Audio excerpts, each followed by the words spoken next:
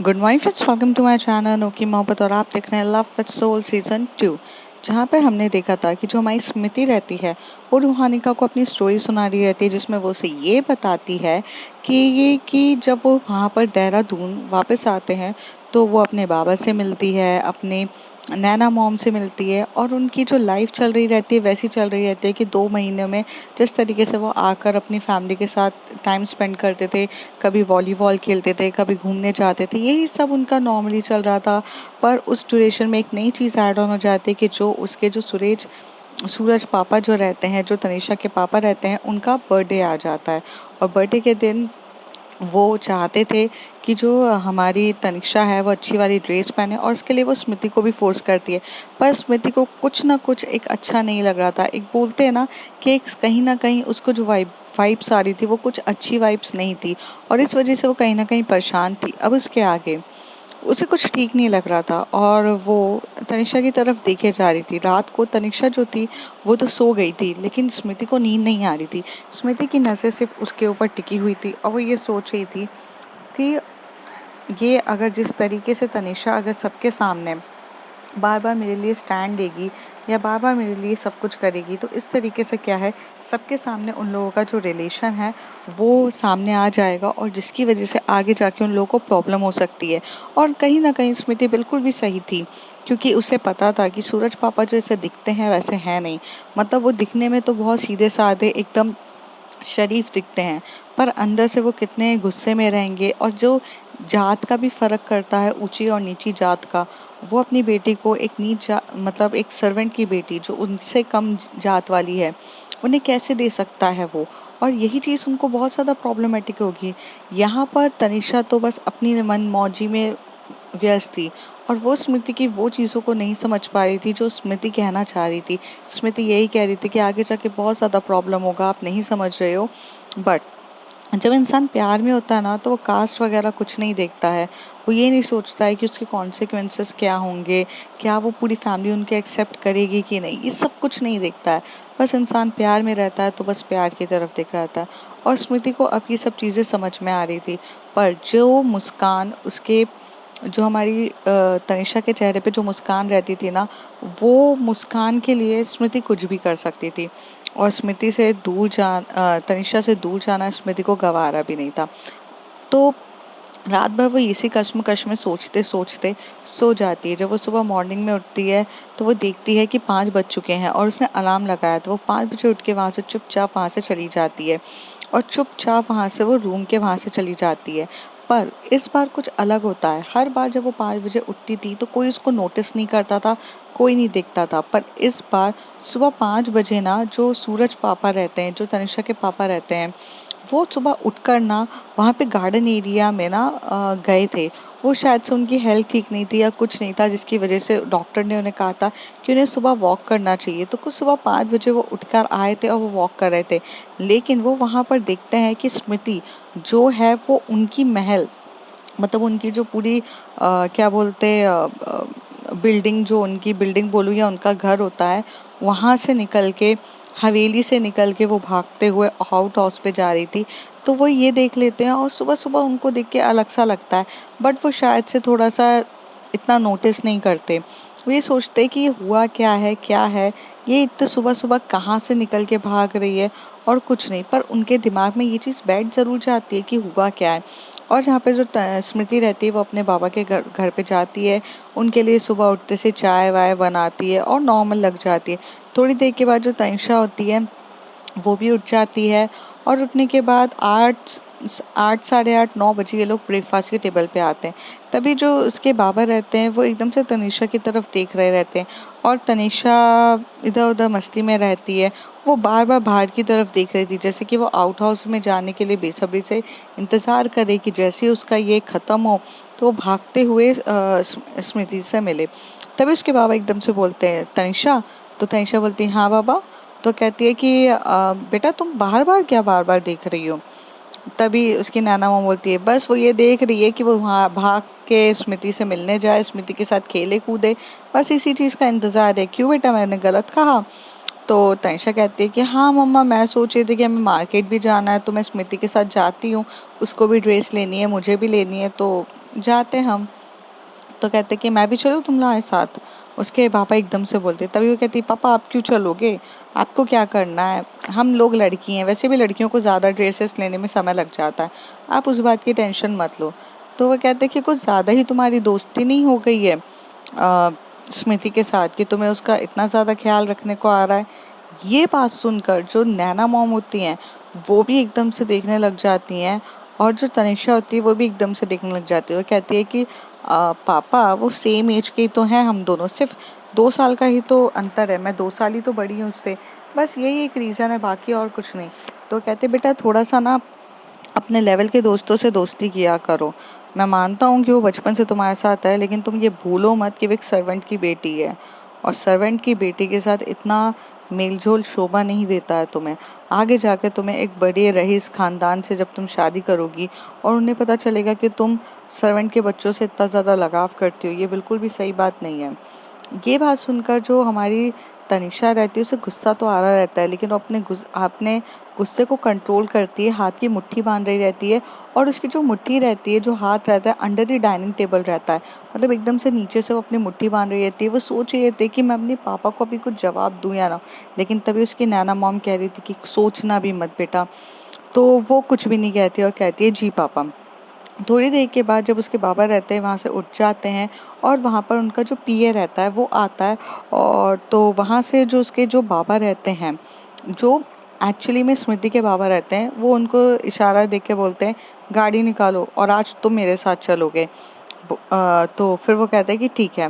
तो इस तरीके से जब वो जा रहे रहते हैं तो वो इशारों में ये बता रहे रहते हैं कि सुन लो कि जब जो स्मृति के बाबा तक है वो सब मेरी अंडर काम करते हैं, वो मेरी सुनते हैं, तो तुम्हें समझ में आना चाहिए कि कितना ज़रूरी है ये सब चीज़ें। तुम जो सोच रही हो कि सब कुछ इक्वालिटी है, ये कुछ नहीं है। वो मतलब जाते जाते इशारों में ये समझाते हुए जाते हैं। तनिषा तो स्मार्ट रहती है क्योंकि वो इशारों को बहुत अच्छे से समझ लेती है। थोड़ी देर के बाद वो जब चले जाते हैं, तभी वहाँ जब बाबा उसके चले जाते हैं, गाड़ी वाड़ी में बैठ जाते हैं, वहाँ से गाड़ी चली जाती है हवेली से, तभी वो उसकी अपनी मॉम की तरफ देखती कि पापा को प्रॉब्लम क्या है। मम्मा पापा कितनी पुरानी सोच वाले हैं, पापा को समझ में नहीं आता है क्या कि ये सब चीज़ें मैटर नहीं करती, कास्ट वगैरह ये सब। आई इट्स रियली थिंक कि कास्ट ये सब चीज़ें मैटर करती है, मतलब मैटर तो इंसान की फीलिंग्स करती है ना, कि वो कैसा है इंसान, क्या है। मुझे ये बिल्कुल भी समझ में नहीं आया कि पापा को मेरे और स्मृति के हमेशा से दोस्ती में इतनी ज़्यादा प्रॉब्लम क्या है।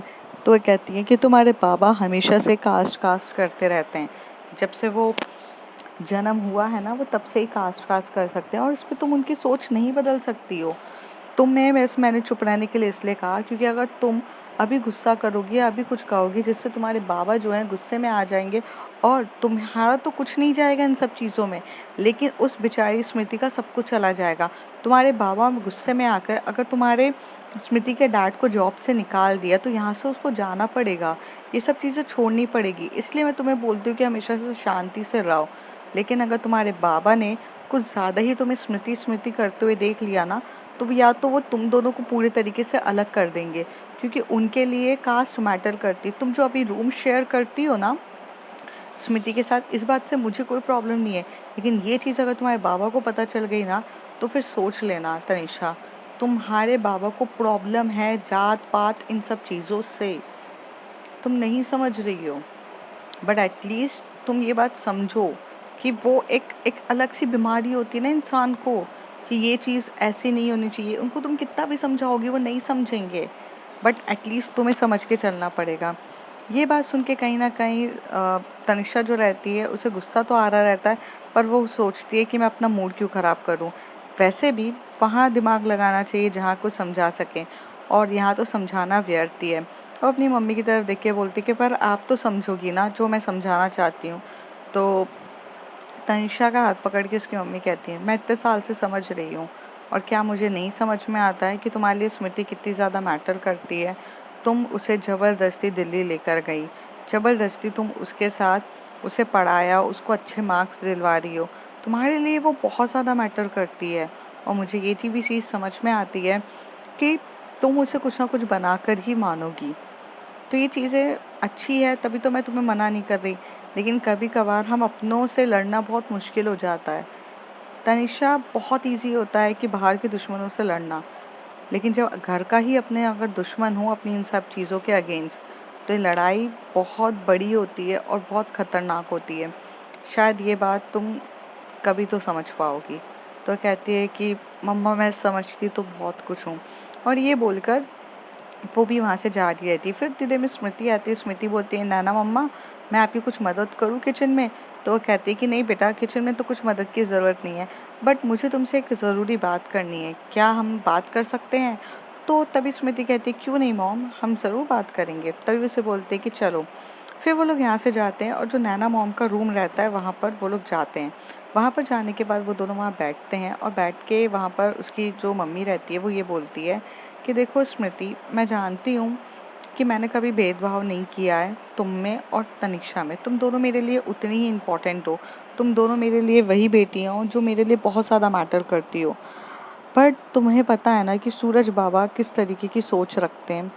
तो वो कहती है कि हाँ मम्मा मैं जानती हूँ। स्मृति कहती है, तो कहती है कि तनिषा को समझाओ, तुम्हारे मेल और झोल में मुझे कोई फर्क नहीं पड़ता, लेकिन ये मेल और झोल जो तुम्हारा दिल्ली तक रहे या तुम्हारा चुपके छुपाए रहे तो ज़्यादा बेटर है।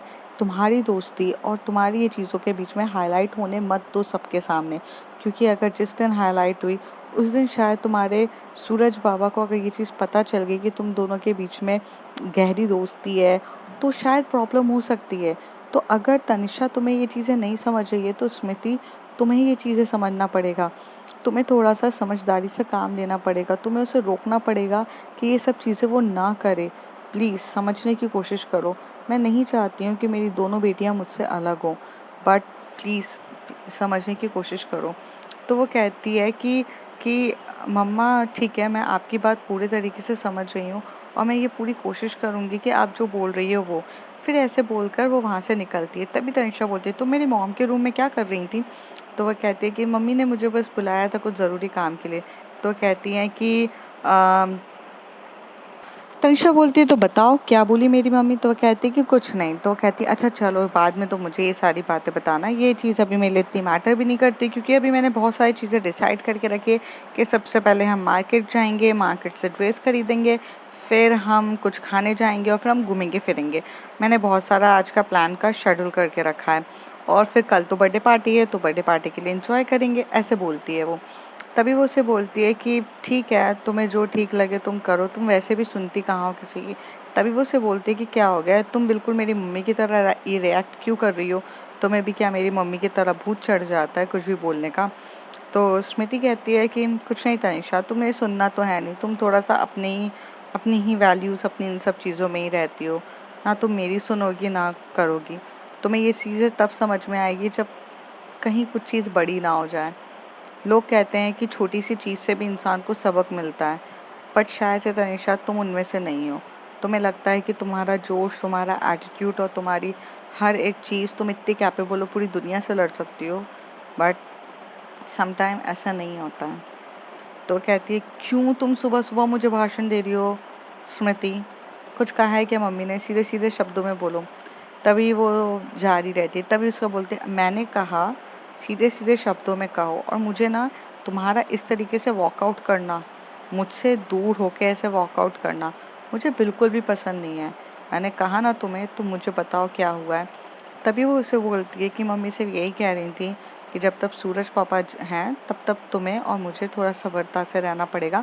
हमारी फ्रेंडशिप जो है इतनी ज़्यादा हाईलाइटेड नहीं होनी चाहिए। पर मैं उनको कितना भी समझाऊं लेकिन तुम्हें समझ में नहीं आता। तुम्हें ड्रेस खरीदनी थी तो तुम खरीदती ना। तुमने फिर ज़बरदस्ती पापा के सामने ये क्यों कहा कि मुझे स्मृति के लिए भी ड्रेस खरीदनी है?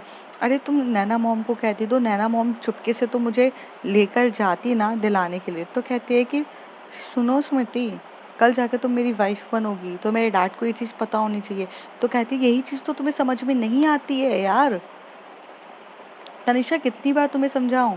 वाइफ वाइफ जो तुम वर्ड लगाए रट लगाई बैठी हो, ये फेरी टेल वाली स्टोरी नहीं चल रही है कि तुमने अपने बाबा को जाकर कहा कि बाबा जैसे मुझे एक स्कूटी चाहिए थी वैसे मुझे अब स्मृति एज अ वाइफ चाहिए जो तुम्हें मिल जाएगी। ये नहीं होने वाला है।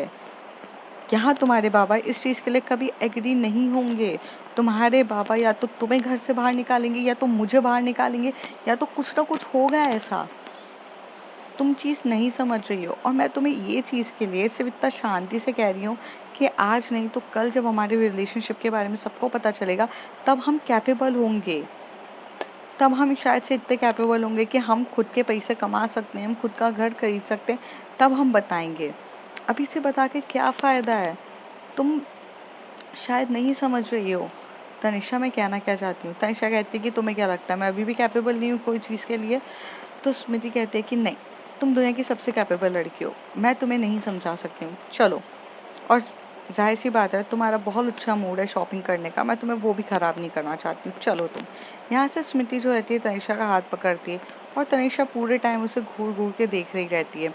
पर वो चुपचाप गाड़ी चलाते हैं, ये लोग मार्केट की तरफ जाते हैं, मार्केट पे ड्रेस लेने जाते हैं। तो तभी तनिषा का गुस्सा दिख रहा रहता है, जायज़ वाला गुस्सा दिख रहा रहता है, और उसमें वो उसे बोलती है कि नहीं, ये ड्रेस पसंद नहीं आई मुझे, वो ड्रेस पसंद नहीं आई मुझे, ये पसंद नहीं आया मुझे, वो पसंद नहीं आया। और ये बात पे जो हमारी स्मृति रहती है वो ये चीज़ें बहुत अच्छे से समझ जाती है कि इसको गुस्सा आया है। तभी वो उसे बोलती है कि भैया एक मिनट, हाँ। वो तनिषा को साइड में लेके जाती है और बोलती है क्या प्रॉब्लम है तुम्हारी, इतनी अच्छी अच्छी ड्रेसेस वो दिखा रहा है, तो तुम्हें क्यों पसंद नहीं आ रही? तो कहती है कि मेरी मर्जी, तुम्हारी तुम्हारी जैसी मर्जी चलती है, तुम अपनी सोच रखती हो, वैसे मेरी भी मर्जी ना कि नहीं आ रही है मुझे चीज़ें पसंद। तो वो कहती है कि please try to understand the situation, मेरी बात को समझने की कोशिश करो प्लीज़। तो कहती है तुम्हें क्या लगता है मैं कैपेबल नहीं हूँ? तुम पे कभी कोई आँच नहीं आएगी, इस बात का तुम प्लीज़ ख्याल रखो, प्लीज़ मुझ पे ट्रस्ट करो स्मृति, मैं तुम्हें कुछ भी नहीं होने दूंगी प्लीज़। तो उसे वो बोलती है ठीक है, मैं समझ गई। और ये बोल के वो बोलती है कि हाँ मैं तुम पे बहुत ट्रस्ट करती हूँ। तो कहते हैं अब मैं जो भी करूँगी तुम उसके लिए रोकोगी टोकोगी नहीं, और मुझे मम्मी की तरह भाषण नहीं सुनाओगी। तो कहती है ठीक है, मैं तुम्हें रोकूंगी टोकूंगी नहीं, नहीं सुनाऊंगी। और ये बोलकर जो तनिषा रहती है वो स्माइल करती है, उसे हग करती है, उसके गालों पे किस करके बोलती है चलो अंदर।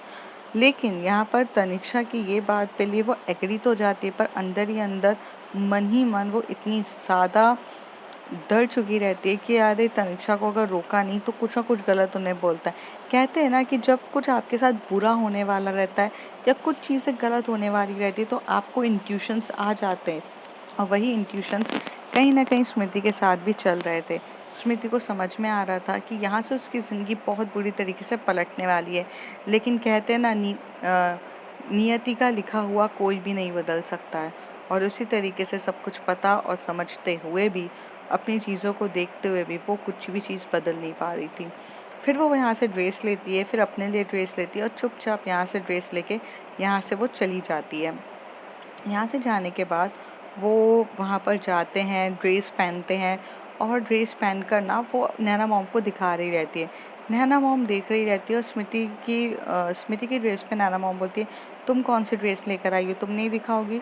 तो वो कहती है कि सिंपल है ड्रेस मॉम। तो कहती है नहीं नहीं सिंपल नहीं है मॉम, ये देखो। तो कहती है कि काफ़ी अच्छी ड्रेस है। तो कहती है कि हाँ। तो तभी नैना मॉम बोलती है बेटा सब कुछ ठीक है? तो वो कहती है कि जी मम्मा सब कुछ ठीक है। तभी उसकी मम्मी को भी समझ में आता है कि कुछ तो ठीक नहीं है।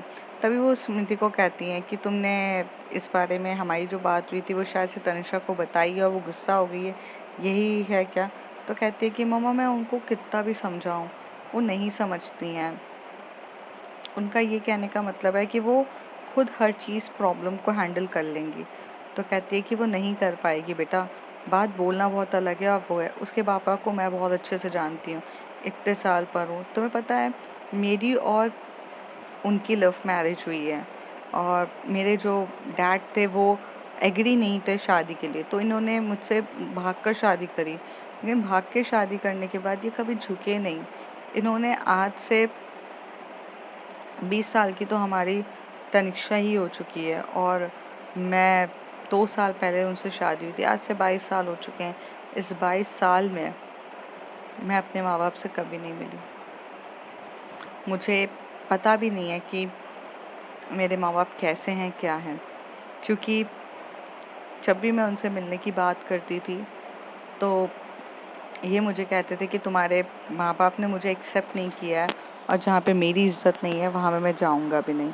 लेकिन शायद शायद मुझे ऐसा लगता है स्मृति कि अगर मैं अपने बाबा को प्यार से समझाती और कहती कि अब उनकी एक बहुत प्यारी सी नातन है और उनकी ज़िंदगी में हमारी ज़िंदगी बहुत अच्छे से चल रही है, मैं एक अच्छे घर में गई हूँ, मैं खुश हूँ, तो शायद मेरे बाबा मान जाते। लेकिन मेरे बाबा तो भले मान जाते, लेकिन मेरा पति मानने के लिए तैयार नहीं था। तो जो कट्टरपना होता है ना, वो सब मैंने देखा है, इसलिए मैं तुम्हें समझा रही हूँ। तो स्मृति कहती है, मैं समझ रही हूँ, बट मैं क्या करूँ? तो कहती है, अभी कुछ मत करो, कल बर्थडे पार्टी एंजॉय करना। और ऐसे ही इन लोगों का दिन इसी तरीके से बीत जाता है। अब आ जाता है बर्थडे पार्टी का दिन। बर्थडे पार्टी की शाम रहती है और घर जो रहता है पूरे तरीके से डेकोरेट किया गया रहता है। पूरा घर में पूरा इंटीरियर्स किया जाता है, सब कुछ तरीके से हुआ जाता है, क्योंकि एक बड़े बिजनेसमैन का बर्थडे है। तो उस ज़माने में जितनी भी सारी चीज़ें हुआ करती थी, वो ज़माने में सब कुछ लिया जाती थी। ब्लैक मतलब ब्रांडेड तरीके की शराब जो हुआ करती थी, वो तक मंगाई गई थी। और पूरे एरिया में वो ब्रांडेड शराब को भी इधर उधर लगाया गया था, स्टॉल लगे थे, एक गाना गाने वालों को बुलाया गया था जो बकायदा वहाँ पर गाना गा रहे थे, जो सूफियाना गाना जिस तरीके से होता है और थोड़ी सी कव्वाली टाइप, वो सब गाना गा रहे थे। और पूरी पार्टी पूरे तरीके से भरी हुई थी। जो बाहर का इनका गार्डन एरिया था, उस गार्डन एरिया को भी डेकोरेट किया गया था। वहाँ पर चेयर्स लगाई गई थी, वहाँ सब कुछ लगाया गया था। सबका मतलब एकदम खाने पीने के लिए भी बहुत अच्छे थे। थोड़ी देर में जो जो उसके बाबा रहते हैं, जो स्मृति के बाबा, वो अपनी बेटी को जब इतनी अच्छी ड्रेस पहनते हुए देखते, तो कहते, बेटा ये महंगी वाली ड्रेस तुम्हें किसने दिलाई? तो वो कहती है कि सूरज बाबा ने। तो कहते, बेटा लेकिन ये तो सही नहीं है। अब यहाँ पर एक चीज़ मैं आपको बता दूँ कि जब सूरज बाबा ने ये ड्रेस दिलाई थी, तो जहाँ उसके बाबा एक हेड ऑफ द ड्राइवर्स थे, मतलब जो जितने भी ड्राइवर्स थे उन सब के हेड थे, और वो हर चीज़ एक गाड़ी को मेंटेन करके रखते थे। गाड़ी में कुछ भी चीज़ खराब हो रही थी, वो सब कुछ देखते थे। लेकिन सूरज बाबा ने यहाँ पर, जो सूरज रहते हैं, जो तनिषा के फादर रहते हैं, वो यहाँ पर अपना बदला उसके बाबा से लेते हैं। उस ड्रेस की जो कीमत होती है, वो पूरी की पूरी वसूल उसके बाबा से की जाती है। उसके बाबा को वो इतना काम कराते हैं, इतना सब कुछ कराते हैं कि एक बूढ़ा इंसान इतना काम कैसे कर सकता है? क्योंकि वो भी तो एक उनकी बेटी 18 साल की रहती है। 18 साल की बेटी की उम्र के हिसाब से वो भी एज में बड़े रहते हैं, तो उनसे इतना काम कराते हैं कि वहाँ पर उनकी आंखों में आंसू भी आ रहे रहते हैं, लेकिन वो आंसू भी नहीं ला सकते थे। पर ये बात वो अपनी बेटी को नहीं बताते हैं। वो उनकी बेटी को सिर्फ ऐसी नॉर्मल बोलते हैं, अच्छी ड्रेस है। और यहाँ से जो स्मृति रहती है, उसको लेने के लिए तनिषा आ जाती है। तनिषा एकदम से अपने बाबा की तरफ देख के बोलती है कि बाबा आप अच्छे कपड़े तो पहन लो, आप तो मतलब पहन लो। तो कहते हैं, बेटा हमें थोड़ी ना पार्टी में आना है, हमें तो पूरे काम में लगाया गया है। हमें यहाँ से कंटिन्यूसली आपके जितने भी मेहमान आ रहे हैं ना, उन सबको, बाहर से मेहमान आ रहे हैं, वो रेलवे स्टेशन से लेते हुए यहाँ पर ला के ड्रॉप करना है। तो हमारा तो कोई काम ही नहीं है बेटा। तो कहती है, फिर भी बाबा आप तनिषा के तो आप स्मृति के पापा हो, आप फिर भी तो करो। तो कहते हैं कि जी आप बिल्कुल सही कह रही हैं, बट हमारा कुछ काम ही नहीं है। लेकिन तनिषा किसी के सुनने वालों में से थी क्या? वो जाती है वहाँ से, कपड़ों में से 2 शर्ट्स निकालती है और उसमें से बोलती है, बाबा ये शर्ट पहनोगे या ये?